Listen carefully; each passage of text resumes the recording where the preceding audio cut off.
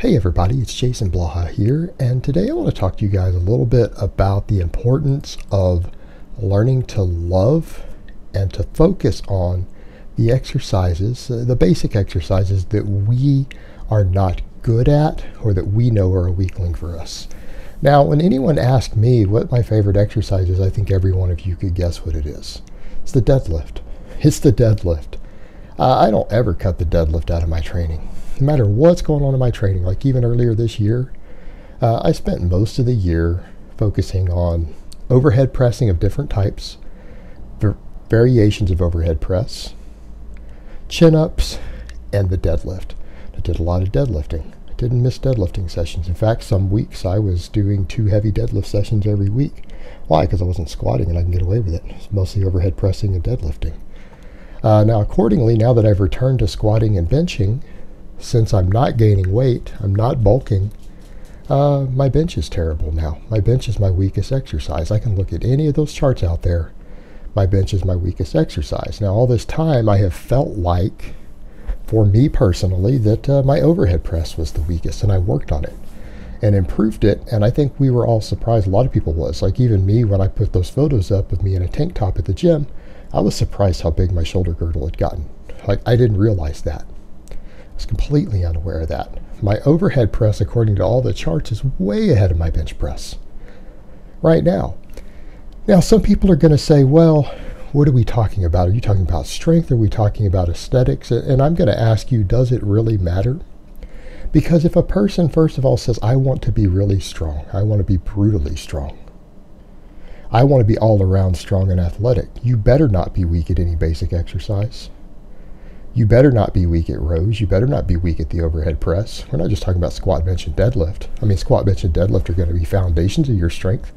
They're important lifts, particularly the squat and the deadlift.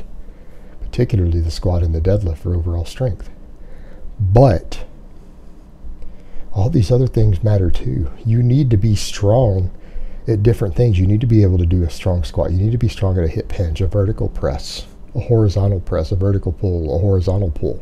At the very least, you need to be proficient and strong at those 6 things.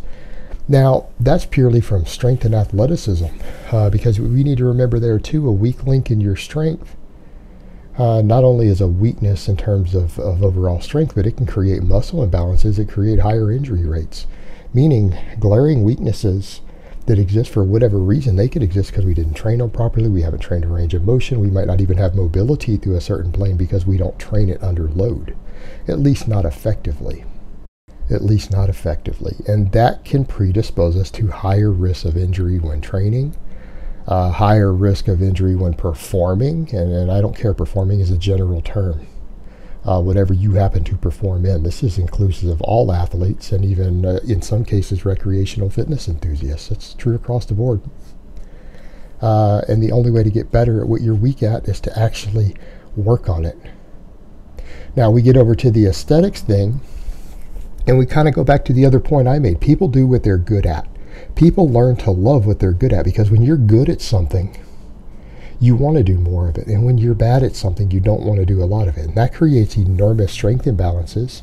But what does it also do? What about the guys who want to look good? What about if your goal is to get really aesthetic? And I hate to use that term because I come from a strength background, and I might think it's absurd. I might think it's a ridiculous idea on a certain level. But you know what? A hell of a lot of people train for it. And I think this rule applies to those people also, doesn't it? Because if you are weak at some basic exercise, your body isn't balanced. In other words, you might be good at bench pressing, you might be good at overhead pressing.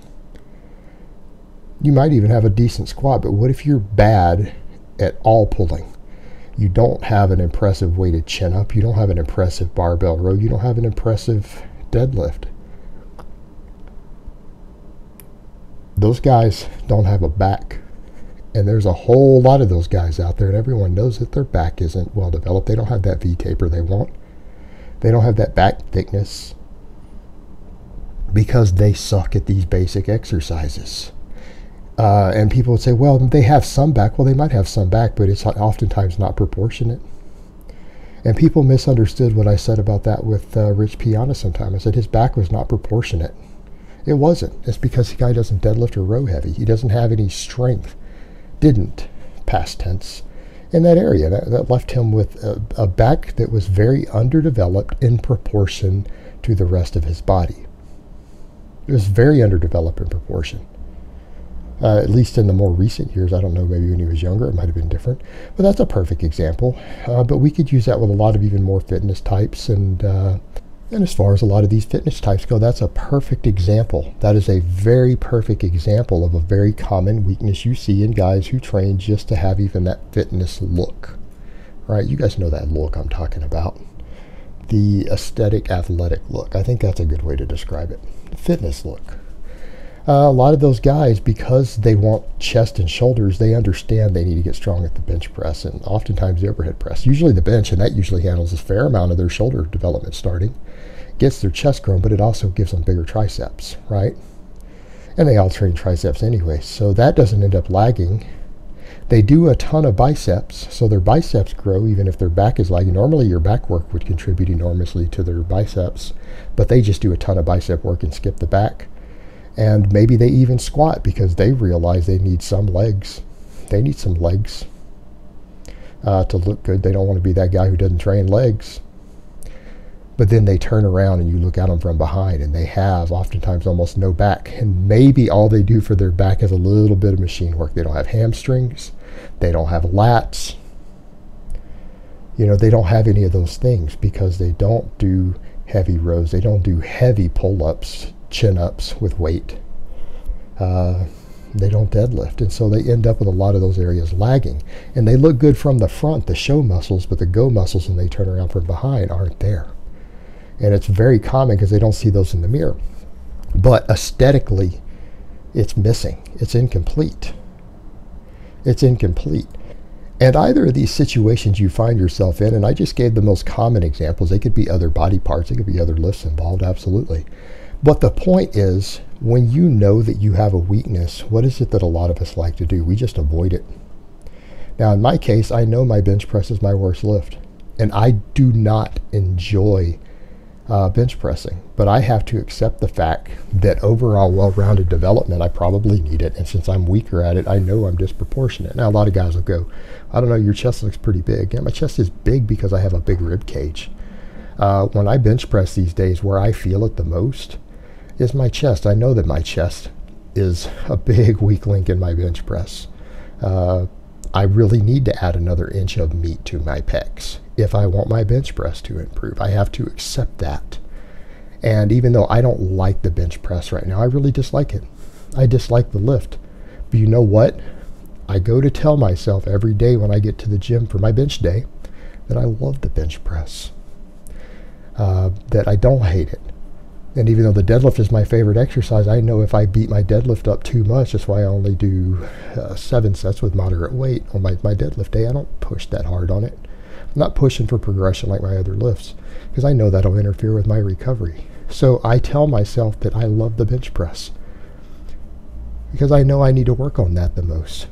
I need it for multiple reasons. It's my weak link in my strength chain.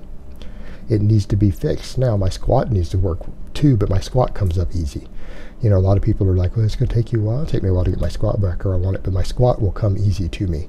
I'm fighting with the bench press right now because, again, not blasting drugs, which affect bench press massively, not overeating, which is also one of the biggest keys to a bench press. I'm not bulking. So I'm going to have to fight hard on the bench press, and it's going to have to take up a lot of my recovery ability, but that's what I personally do. I come in and I say, you know what, I love the bench press. The night before bench day, I tell myself, I love the bench press. I'm going to work on it real hard. I'm going to get stronger at it. I am in the process of getting stronger at it, and I love this lift. And I tell myself that when I'm there at the gym, no matter how much I don't like it, I don't like where my progress is on it, I tell myself that I love that exercise and I want to do more of it. And I give it everything that I have right now. My bench workouts, I put in 100% effort. I put in 100% effort. And then I give myself recovery afterwards because I know that even though I don't like that lift, I need to learn to love that lift again. I need to not just like it, I have to love it. And the same applies to all of you. If you have a weak link and you know you need to work on it, you've got to quit disparaging your weakness and avoiding it, to keep doing the things you're good at, because that imbalance is going to get worse. And the only way you will ever get good at an exercise or a lift or training that body part, however you want to look at it, is to tell yourself that you love it. You have to learn to love the things that you are bad at so that you can be passionate about them so that they will improve. Because if we can improve anything that we are bad at, and we can get better at it and we can master it, it improves us. It improves us. So it's important that we find our weaknesses, address them, learn to love them, and then master the process of bettering them. All right, guys, but that's really all I have to say on that today. I hope it's been informative, and I will talk to you guys next time.